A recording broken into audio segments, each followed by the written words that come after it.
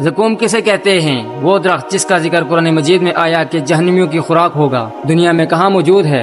کیا تھور کا درخت ہی زقوم کا درخت ہے؟ مسٹر انفارمیٹو کے دیکھنے اور سننے والوں کو السلام علیکم۔ ناظرین، ہندوستان اور دیگر ممالک میں پایا جانے والا درخت ناگ پھن زقوم کا درخت ہے۔ زقوم کا درخت جس پر شیطان کے سروں کی طرح کا پھل لگا ہوتا ہے، کہاں پایا جاتا ہے اور قرآن مجید میں اس کے حوالے سے کیا حکم ہے، یہی ہماری آج کی ویڈیو کا موضوع ہوگا۔ اور آج ہم آپ کو جہنم کے خوراک زقوم کے حوالے سے انتہائی خوفناک حقائق بتائیں گے۔ قرآن مجید کی سورہ الدخان کی آیات 43 سے 45 تک اللہ رب العزت نے ارشاد فرمایا، بلا شبہ تھوہر کا درخت گناہگاروں کا کھانا ہوگا جیسے پگھلا ہوا تانبا۔ وہ تھوہر پیٹوں میں اس طرح کھولے گا جس طرح گرم پانی کھولتا ہے۔ حکم دیا جائے گا کہ اس کو پکڑ لو اور کھینچتے ہوئے دوزخ کے بیچوں بیچ لے جاؤ، پھر اس کے سر پر کھولتا ہوا پانی اونڈیل دو کہ عذاب پر عذاب ہو۔ اب مزہ چکھ، تو بڑی عزت والا اور سردار تھا۔ یہ وہی دوزخ ہے جس پر تم لوگ شک کیا کرتے تھے۔ زقوم قرآن مجید کے مطابق جہنم میں ایک درخت کا نام ہے۔ اس کا مقصد دوزخ میں بسنے والوں کے لیے غذا کے طور پر پیش کیا جانا ہے۔ یہ درخت جہنم کی تہہ میں شعلوں کے درمیان ہوگا۔ مفسرین کے مطابق یہ ایک قسم کا خاردار پودا ہوگا، ایک ایسا درخت جس کا پھل جہنمیوں کو کھانے کو ملے گا، جیسے تھور کا پودا جو خاردار اور کڑوا اور زہریلا ہوتا ہے، اسی طرح جیسے ناگ پھن کا پودا یعنی دوزخ کا ایک درخت جس سے دوزخی اپنی خوراک حاصل کریں گے۔ اس درخت کو تھور بھی کہتے ہیں، مگر در حقیقت یہ تھور نہیں بلکہ یہ تھور سے بالکل مختلف اور الگ ہے، جس کی دلیل قرآن مجید میں موجود ہے۔ یہ ذائقے میں تلخ، دیکھنے میں بدنما، اثر میں زہریلا ہوگا، اس لیے صرف مثال کے طور پر اور مشابہت کے طور پر تھور کو کہا جاتا ہے، جبکہ زقوم کی کچھ اقسام کا پھل خوش ذائقہ ہوتا ہے اور کئی ممالک میں کھایا بھی جاتا ہے اور دوائی کے طور پر بھی استعمال کیا جاتا ہے۔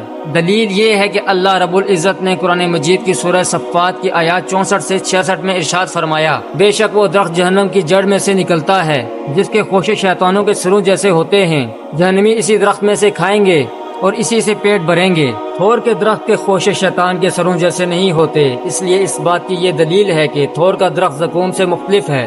کہا جاتا ہے کہ زقوم کا درخت جزیرہ عرب کے علاقے دیہامہ میں پایا جاتا ہے، جس کے خوشے شیطان کے سروں جیسے ہوتے ہیں۔ علامہ الاوسی نے لکھا ہے کہ یہ تمام بنجر صحراؤں میں ہوتا ہے۔ بعض حضرات کا خیال ہے کہ یہ وہی درخت ہے جسے اردو میں تھور کہتے ہیں، اسی سے ملتا جلتا ہے۔ ہندوستان میں ایک درخت ہے جو ناگ پھن کے نام سے معروف ہے، بعض لوگوں نے اسے زقوم قرار دیا ہے۔ اس درخت کا ذائقہ نہایت کڑوا اور بو نہایت ناگوار ہوتی ہے اور توڑنے پر اس سے دودھ کا رس نکلتا ہے جو اگر جسم پر لگ جائے تو زخم بن جاتا ہے۔ ناگ پھن اس سے بھی زیادہ مقروض درخت ہے اور وہ اپنی شکل و صورت میں بھی زیادہ خوفناک معلوم ہوتا ہے، مگر حقیقت یہ ہے کہ تھور یا ناگ پھن کے اعتبار سے ہو سکتا ہے کہ زقوم کے قریب ہو، اگر جہاں تک حقیقت کا تعلق ہے زقوم بالکل اس سے الگ چیز ہے۔ یہ دونوں درخت اپنی بدنمائی اور کرات کے باوجود زمین میں ہی پیدا ہوتے ہیں، مگر زقوم جہنم کی جڑ سے نکلتا ہے اور دوسرے درختوں کی طرح اس کی تربیت پانی، ہوا اور دھوپ میں نہیں بلکہ آگ میں ہوتی ہے،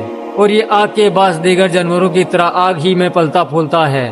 اس میں اختلافات ہے کہ شجرۃ الزقوم دنیا کے درختوں میں سے ہے یا نہیں اور اہل عرب اس کو پہچانتے تھے یا نہیں۔ ایک قول یہ ہے کہ یہ دنیا کا معروف درخت ہے، یہ سخت کڑوا اور بد ذائقہ ہوتا ہے، اس کو توڑنے سے اس میں سے زہریلا دودھ نکلتا ہے جو اگر جسم پر لگ جائے تو وہاں پر زخم ہو جاتا ہے۔ دوسرا قول یہ ہے کہ یہ دنیا میں معروف درخت نہیں ہے۔ یہ شجرۃ الزقوم کے متعلق یہ آیت نازل ہوئی تو کفار قریش نے کہا، ہم اس درخت کو نہیں پہچانتے۔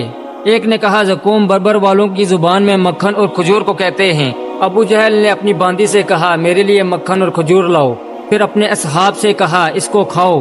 جناب رسول اللہ صلی اللہ علیہ وآلہ وسلم ہم کو اس سے ڈراتے ہیں کہ یہ درخت دوزخ میں اگتا ہے، حالانکہ آگ درخت کو جلا دیتی ہے۔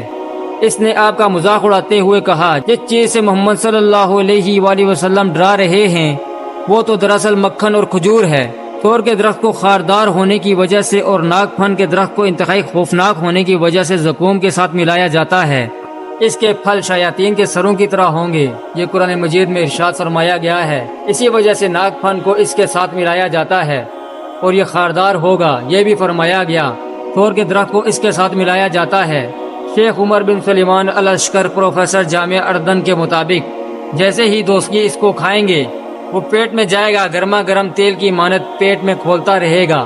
چند علماء کا کہنا ہے کہ جیسے ہی یہ پھل پیٹوں میں جائے گا بدن کو چیر پھاڑ کر جسموں کے باہر آ جائے گا قرآن اور حدیث کے مطابق یہ بات بالکل واضح ہے کہ زقوم نہ تو تھور کا درخت ہے اور نہ ہی ناگ پھن کا، بلکہ یہ ایک ایسا درخت ہے جو دنیا میں موجود ہی نہیں ہے، بلکہ اللہ رب العزت نے اسے جہنمیوں کے لیے جہنم میں تیار کر رکھا ہے جو جہنم کی تہہ میں موجود ہے۔ اور کہا جاتا ہے کہ اگر زقوم کا ایک قطرہ بھی دنیا میں اندیل دیا جائے تو ساری دنیا کو تباہ و برباد کر دے اور اہل زمین پر ان کی زندگی اجیرن کر دے۔ یہ حالت کیسی ہوگی جن کو کھانا ہی زقوم دیا جائے گا اور جن پر اللہ رب العزت زقوم کو عذاب کی صورت میں مسلط فرمائے گا۔